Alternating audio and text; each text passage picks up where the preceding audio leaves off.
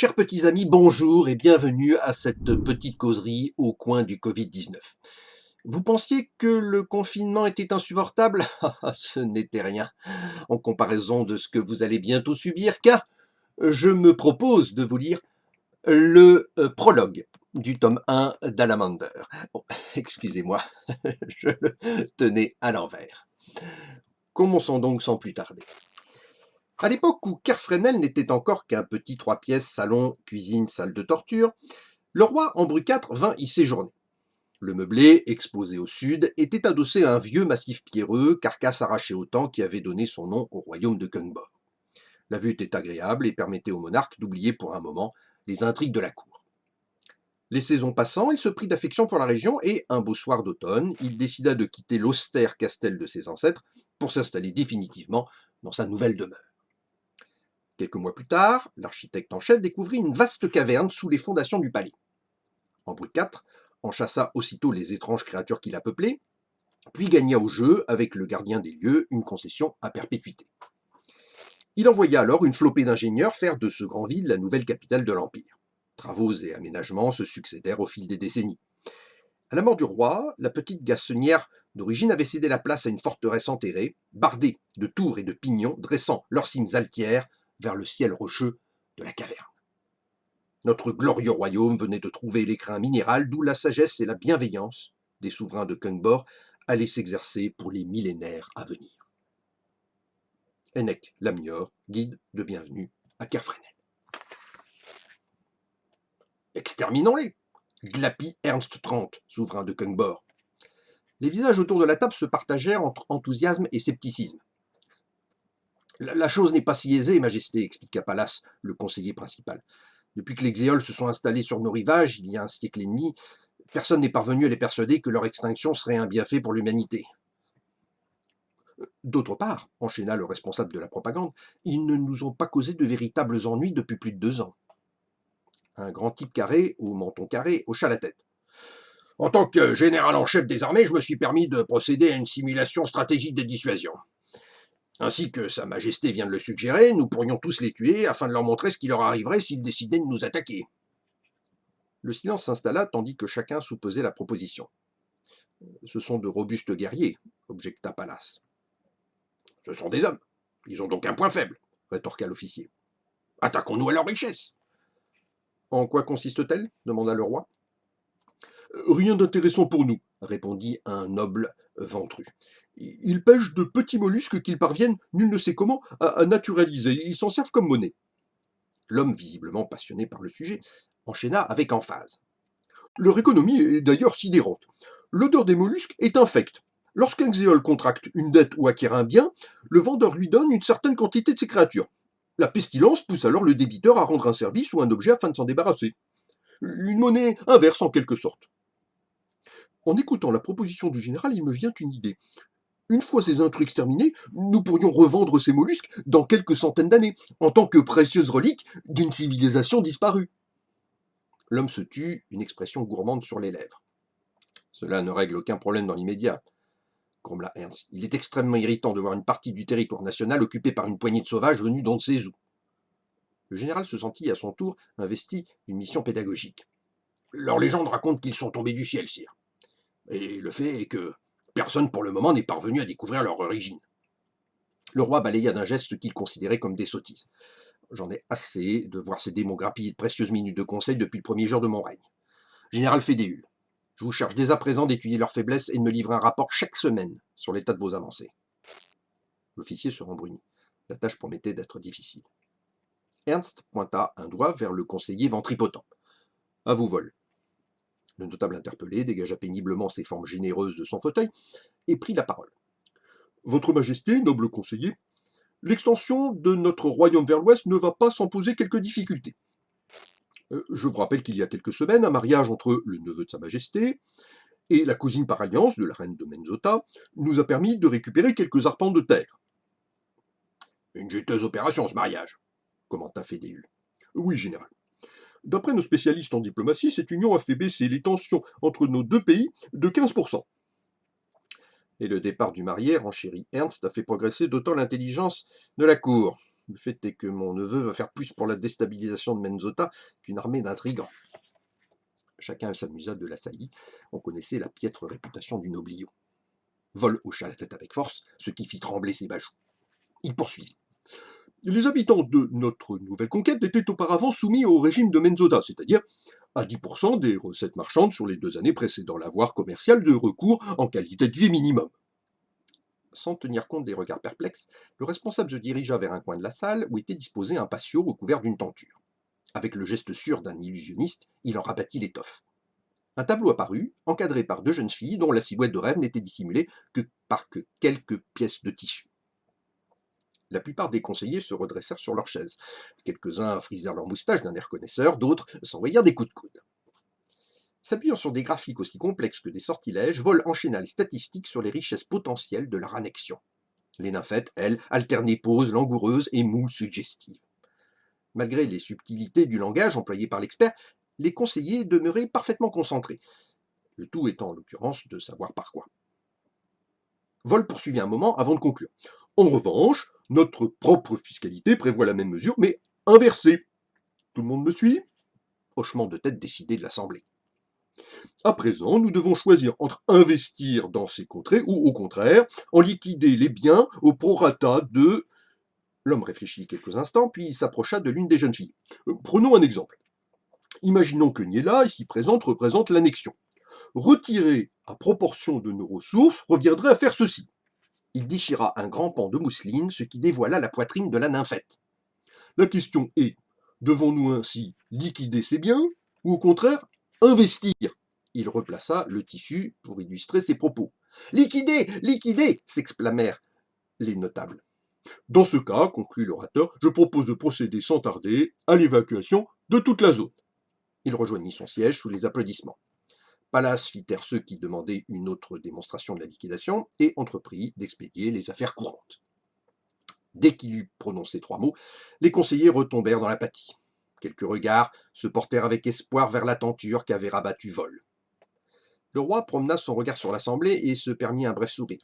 Chaque fois que Pallas prenait la parole, il lui semblait qu'une armée entière dressait derrière lui une gigantesque banderole avec les mots « Dormez, je le veux ».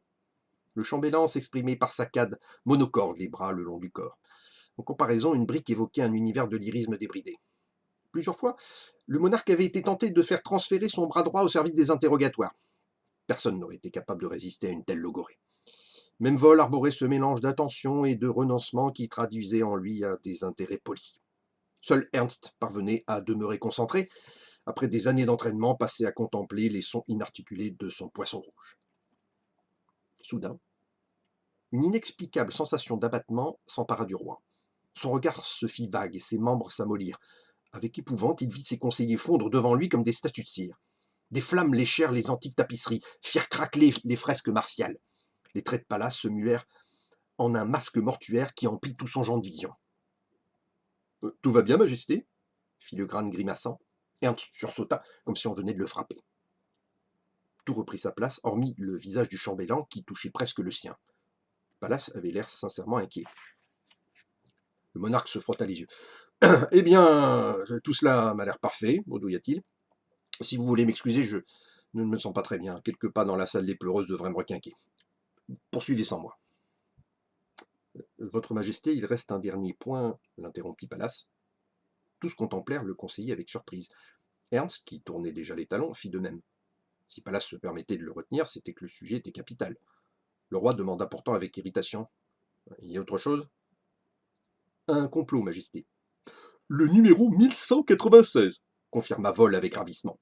L'homme n'ignorait pas que tous les 100 complots découverts, Ernst organisait une petite fête. Il perdit cependant son sourire lorsqu'il croisa le regard du souverain. Pallas reprit. « Votre Majesté, cette affaire est d'une nature particulièrement délicate. Les recoupements d'usage mettent en avant une origine commune. Yarkhan. » Ernst fronça les sourcils. Yarkhan, la cité sainte. La ville-État si imbue d'elle-même qu'elle exigeait 2 majuscules à l'écriture de son nom. La colère du roi céda la place à la perplexité. En quoi intéressons-nous la cité ? Nous ne le savons pas encore, sire. Néanmoins, nos espions sont catégoriques. Ernst fit la moue. Personne n'osait interrompre l'échange tendu entre les 2 hommes. Aucune précision, un complot, c'est tout ? Certes, c'est peu de choses, Majesté, mais son origine exige que l'information vous soit révélée. Bien sûr, il serait dommage d'échapper à une longue suite de rumeurs. Cela dit, Arcane est loin et possède très peu d'influence à Kerfrenel. Quadruplons la garde jusqu'à nouvel ordre et attendons. Nous arriverons bien à coincer l'un de ces comploteurs et nous lui ferons cracher de son aura. C'est tout? Non, Majesté. Le chef de la sécurité suggère que nous invitions un mage à rejoindre nos rangs. La présence d'un tel allié permettrait d'anticiper une attaque à laquelle nous ne sommes pas préparés. Un magicien allié? S'étrangla le roi. Mais quel intérêt? Nous avons la vapeur et le vivacide. Le reste n'est qu'ineptie. Le moindre magillon assez fou pour mettre les pieds à Kerfrenel aurait toutes les chances d'être très mal reçu. Par moi-même, en l'occurrence. L'affaire est close. J'en reviens donc à ma question. Y a-t-il autre chose? Chacun savait qu'une nouvelle interruption aurait pour conséquence le renvoi immédiat de l'importun. Pallas se tortilla sur son siège sous le coup d'un conflit intérieur. Je mets juste en garde votre majesté contre ce nouvel ennemi. C'est très gentil. D'autant plus que votre majesté ne possède aucune... Enfin, pas de... Tête basse, l'éminence avait presque murmuré ces derniers mots. Cela n'empêcha pas quelques exclamations étouffées d'accueillir la remarque. Vol intervint avec précipitation. Je me permets de préciser que je suis en total accord avec Pallas, sire. Ernst leva un sourcil. Il n'a encore rien dit. Certes, mais j'aurais été d'accord avec lui s'il l'avait dit. Ernst leva un second sourcil. Dois-je comprendre que vous venez de ne pas parler de ma descendance? Comme un seul homme, tous les membres du conseil s'absorbèrent dans le spectacle de leurs ongles. Parler de la progéniture des souverains Kungbor était tabou, pour une raison fort simple. Les rivalités entre maisons régnantes faisaient qu'à la moindre annonce d'une filiation, les prétendants étaient aussitôt pourchassés et exterminés. Chacun s'empressait alors de placer ses propres rejetons sur les rangs de la course au pouvoir. Votre sollicitude me touche, poursuivit le roi, et je peux vous assurer que je tiendrai compte de votre suggestion en temps et en heure, quand cette heure viendra. Il fit une pause. Me suis-je bien fait comprendre? Tous les conseillers firent oui de la tête. Je vais donc me répéter une troisième fois. Y a-t-il autre chose? Tous les conseillers firent non de la tête. De là où il se trouvait, Ernst eut l'impression que les poitrines avaient cessé de se soulever. Dans cette position, les notables ressemblaient trait pour trait aux figurines de sa vision. Une brusque suée perla sur son front.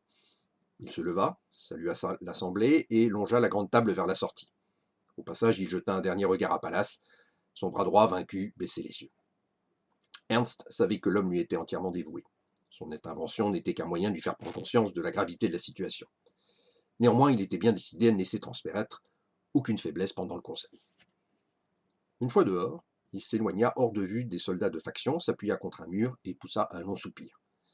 Les fragments de son hallucination s'accrochaient encore à lui comme une mauvaise grippe. Les hasards de la consanguinité lui offraient parfois des prémonitions, mais jamais il n'avait ressenti le poids de l'avenir avec une telle force. Quelques secondes plus tard, il se redressa et prit la direction de la salle des pleureuses. La fraîcheur du couloir et les bruits du palais le rappelèrent à la réalité, et c'est l'esprit un peu plus clair qu'il atteignit sa destination. La salle des pleureuses avait été inaugurée quelques années auparavant. Le souverain, ne doutant pas de la douleur de son peuple après sa mort, il avait fait en sorte d'en profiter de son vivant. Il aimait répéter que pleurer les morts est inutile s'ils ne sont pas là pour y assister. Il franchit une porte sombre, agrémentée de fleurs fanées et de rameaux tortueux. Aussitôt, son attention se porta sur l'imposante statue qui occupait la plus grande partie de la salle. Comme toujours, il ressentait une pointe de fierté devant ce regard noir inflexible, cette moue conquérante. L'artiste avait eu le bon goût d'atténuer l'angle brisé de son nez de lutteur. Ses oreilles aristocratiques, aux lobes délicats, accrochaient la lumière avec bonheur. Ernst adorait ses oreilles. Elles ressemblaient pavillon pour pavillon à celles de Médérec XVII, son ancêtre préféré. Son regard glissa sur les draperies de marbre et vint se poser sur les formes prostrées au pied de l'œuvre. Une poignée de femmes, toutes de noir vêtues et le visage dissimulé par d'épaisses couches de crêpe, pleuraient à chaudes larmes en se balançant avec fièvre. À intervalles réguliers, l'une d'elles levait les bras au ciel et lançait un « Pourquoi ?» au trémolo très satisfaisant. Ernst les contempla un moment. Il venait ici chaque fois qu'il s'interrogeait sur le bien fondé d'une décision. En tant que souverain absolu, il savait que ses sujets se pliaient à ses exigences avec enthousiasme, mais que la véritable reconnaissance n'existait pas. À votre mort seulement, les langues se déliaient et la postérité jugeait sans complaisance le bilan de votre règne. Assister À ces lamentations, c'était ouvrir une porte optimiste sur l'avenir et sur l'assurance que sa mission serait jugée avec justesse. Aujourd'hui, cependant, les sanglots et les membres noués ne parvenaient pas à le rasséréner. Au contraire, ils menaçaient de se mêler aux vestiges de sa vision. Il en oublia presque de se montrer outré lorsque l'une des pleureuses l'aperçut et se dirigea vers lui. Remarquez, la présence du roi à cet endroit était interdite. Dans cette pièce, il était officiellement mort. Déplorer le décès de quelqu'un alors que cette personne est présente fait toujours mauvais effet. Son indignation monta d'un cran lorsque la femme s'adressa à lui. La voix, étouffée par les couches de tissu, était aigrelette et masculine. Votre Majesté, dit-elle, je vous prie d'excuser ce manquement à l'étiquette. Je suis Jarac, le chef du contre-espionnage. J'ai pris la liberté de me mêler aux pleureuses afin de juger de la qualité de leurs regrets. La tension du souverain se relâcha. Il aimait mieux ça. Il aurait été regrettable de condamner à mort une femme désespérée par la vôtre. Quel est le résultat de vos investigations? Modérément satisfaisante, sire. Mais je souhaitais surtout vous rencontrer afin de vous livrer mon rapport hebdomadaire. Découvrant qu'une des leurs avait rejoint le roi, les pleureuses avaient interrompu leurs cris. Un regard du roi les relança. Bien, chuchota le souverain. Allons dans la salle secrète. Votre Majesté, la salle secrète a été mise à jour par nos ennemis. Déjà, elle vient à peine d'être aménagée. Et pour cause, sire, ce sont les opposants à votre Majesté qui en avaient fourni les plans. Je viens d'apprendre de la bouche du responsable des appels d'offres qu'ils avaient proposé les tarifs les plus avantageux. Le roi fit la grimace. Jarac reprit. Je propose donc à votre Majesté de me suivre dans la nouvelle salle secrète. Par ici. Ernst lui emboîta le pas. Au moment de quitter les lieux, il comprit ce que l'agent signifiait par modérément satisfaisante lorsqu'une des pleureuses proposa à voix basse à ses consoeurs une partie de chat perché. Le maître espion mena Ernst à travers différents passages du palais. Ils longèrent le hangar de bois couvert, qui atteignait à lui seul la taille d'une petite forteresse, et empruntèrent une partie de la promenade du négoce. Ils aboutirent à l'un des lieux préférés du roi, celui qui l'avait d'ailleurs convaincu de s'installer dans cette partie de la ville-palais, la galerie des hommages. L'un de ses ancêtres récents, à peine plus de 300 ans, avait conçu le projet de bâtir un gigantesque corridor où seraient disposés, par ordre chronologique, tous les portraits des rois de Kungborg. Entreprise insensée, jugèrent ses conseillers. L'histoire du royaume courait sur plus de 4000 ans. Des recherches généalogiques colossales et l'exécution de centaines d'œuvres ne pouvaient que décourager tout homme sain d'esprit. En fait d'exécution, le roi commença donc par celle de ses conseillers, puis les travaux débutèrent. Le commanditaire, déjà vieux, priait chaque jour pour survivre à son entreprise. Des quantités astronomiques de portraits furent planifiés et exécutés. Une horde d'historiens parcourait sans répit la jungle généalogique peuplée de branches noueuses et de buissons touffus, chaque feuille figurant un ancêtre oublié. Et quand un visage demeurait inconnu, on mettait un point d'honneur à l'imaginer grâce aux innombrables archives du château. La galerie prit forme peu à peu. Les visiteurs affluèrent de tout le pays. Afficher ainsi la gloire de Kungborg à la face du monde était considéré par ses habitants comme l'expression d'un patriotisme raffiné. Cependant, le roi ne put achever son projet. La salle avait atteint une longueur de 2 portées de flèche lorsque le hasard des recherches révéla qu'un bisaïeul avait entretenu des relations coupables avec l'une de ses arrière-grand-mères. Le choc fut fatal, et le projet enterré en même temps que son initiateur. L'entretien de la galerie fut cependant maintenu, même si le portrait de l'ancêtre fautif disparut peu de temps après de manière inexplicable. Au cours des siècles suivants, l'ouvrage fut agrémenté de nombreuses issues transversales. On leur donna tout naturellement le nom des rois présents aux intersections. L'idée fut d'ailleurs jugée si pertinente que nombre de portraits furent déplacés pour aller marquer les carrefours importants de la capitale. Tout en marchant, Ernst posait des regards distraits sur les œuvres. L'entrée est ici demanda-t-il. Non, sire, un peu plus loin. Nous prenons le passage Mehmet XVII. Le roi marqua un arrêt. Il désirait se recueillir quelques instants devant sa propre effigie. Il avait accepté d'expérimenter une nouvelle technique picturale à base de rayons ultraviolets. Leur longueur d'onde étant plus faible que celle de la lumière ordinaire, l'artiste avait pu capturer au sein de son ouvrage de nombreux détails supplémentaires tels les pores de la peau ou la flore bactérienne. Hélas, le procédé requérait une si grande quantité d'énergie qu'il ne produisait pour le moment que des toiles d'1 pouce sur 2. Qu'à cela ne tienne, avait décidé Ernst. Il avait fait placer devant le tableau une loupe monstrueuse qui permettait à chacun d'examiner la physionomie de son souverain actuel préféré. Campé devant lui-même, le roi admira la courbe harmonieuse de ses rides d'expression. Au bout d'un moment, Jarac commença à se balancer d'un pied sur l'autre. « Qu'y a-t-il, mon vieux » fit Ernst. « Vous m'empêchez de suivre la circonvolution de cette patte d'oie. Je ne l'avais jamais remarqué auparavant. Pardonnez-moi, sire, répondit l'espion avec nervosité. Ah, je l'ai perdu, grogna le monarque. Bon, je reviendrai tout à l'heure. Poursuivons. Ils s'engagèrent dans un passage annelé qui débouchait sur un petit salon à l'abandon. Une magnifique bibliothèque ouvragée y trônait au milieu de meubles antiques. Par ici, votre majesté. L'espion gagna les rayonnages en sifflotant. Il tira à demi l'un des tiroirs, repoussa contre le mur un brasero piqueté de rouille, puis fit claquer ses doigts 3 fois et changea de place 2 tomes couverts de toile d'araignée. Un pan de mur pivota. Attendez, s'étonna le roi, il faut faire ça à chaque fois? Non, sire. J'ai replacé les livres parce qu'ils étaient mal rangés. J'aime l'ordre. Ensuite, j'ai ouvert le tiroir car il me semblait y avoir rangé une dague, mais cela est sans importance. Le claquement de doigts était là pour ajouter un peu de piment à la scène, comme quand on fait hop hop en dansant une polka. Je vois. C'était donc la torche? Non plus. C'est assez gênant, sire. Mon petit-neveu aime beaucoup les biscuits secs. Le brasero permet d'ouvrir la porte du garde-manger de la 3e cuisine royale. Ne vous inquiétez pas, je remettrai tout en place à notre retour. J'en suis certain. Notez que je ne sais toujours pas comment on ouvre le passage. Il suffit de siffler près de la bibliothèque. Ernst ne fit pas de commentaire. Il désigna l'entrée. Après vous, Jacques. Avant de lui emboîter le pas, le roi remit en place le brasero. Il n'appréciait pas qu'un sale moutard vienne lui chipper ses biscuits préférés. Les 2 hommes gravirent une volée de marche et se retrouvèrent dans une petite pièce ronde. Ça sent la colle, observa Ernst. Oui, sire, les tapisseries viennent à peine d'être posées. Le monarque jeta un coup d'œil autour de lui. Des crânes aux larmes de sang se répétaient à l'infini sur les parois. C'est pas un peu dramatique? C'est pour mettre en avant l'atmosphère du lieu, majesté. Je vous en prie, prenez place. Jarac désignait un fauteuil rebondi où le souverain s'installa. L'espion, toujours vêtu de sa tenue de pleureuse, dégagea sa tête des pièces d'étoffe. Pardonnez-moi, sire, il fait chaud là-dessous. Son visage étroit luisait de transpiration. Il s'essuya, puis extirpa des notes de sous sa robe. Le quotidien de Jarac consistait surtout en la déstabilisation des forces frontalières adverses. La bonne nouvelle, commença-t-il, c'est que le diplomate de Menzota vient de signer un formulaire de réception d'un colis piégé élaboré par nos soins. Il serait gravement compromis si cela était découvert. Il se permit un clin d'œil. Ce qui le met de fait à notre service. Parfait. Ernst ne tenait pas à s'apesantir sur cette affaire. Une autre, plus urgente, le préoccupait. Où en sont les lois Horta? Nous traînons ce problème depuis près de 6 mois. L'agent n'écoutait pas. Pensif, il était en train de consulter une montre à gousset qu'il avait tirée d'on ne sait où.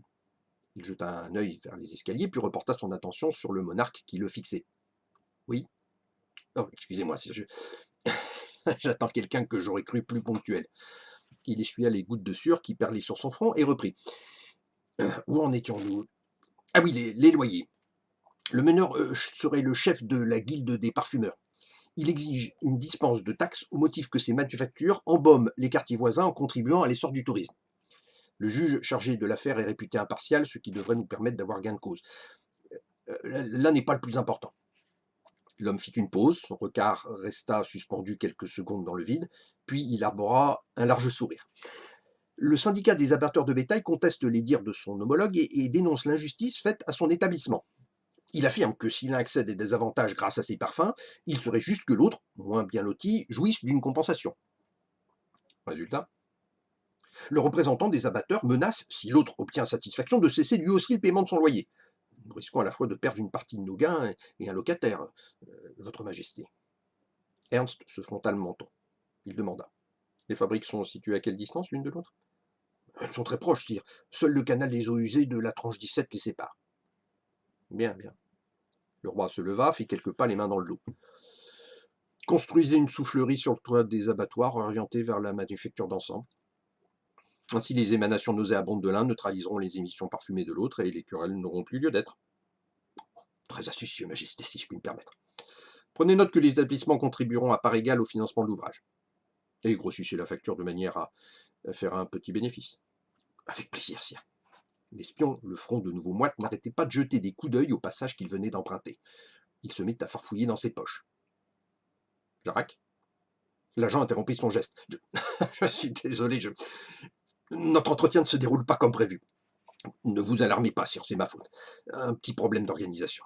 Il reprit ses notes et fit une légère courbette. Je suis confus. En avons-nous terminé? Demanda Ernst patiemment. L'homme parcourut son rapport, ses mains tremblaient. Rien qui ne puisse attendre, votre majesté. Très bien, vous pouvez disposer. Bon travail, Jacques. Merci, votre majesté. Le séide recula, hésitant. Ses yeux allaient d'un coin de la pièce à l'autre. Il finit par secouer la tête fataliste et gagna la sortie. Renversé dans son fauteuil, Ernst se massa les tempes. Les conseils de routine ressemblaient de plus en plus à ceux de ses services secrets, à moins que ce ne fût l'inverse. Les complots et contre-complots demeuraient la garantie d'une monarchie dynamique, mais il était parfois difficile de s'y retrouver. Il songea au diplomate que son ministère du renseignement désirait faire chanter. Peut-être une guerre ouverte avec Menzota serait-elle plus simple que la compromission d'un subalterne. Hélas, les dirigeants voisins étaient habiles et leur puissance redoutable. Plus qu'autre chose, ils ne désiraient pas bénéficier des lumières de la civilisation kungboréenne.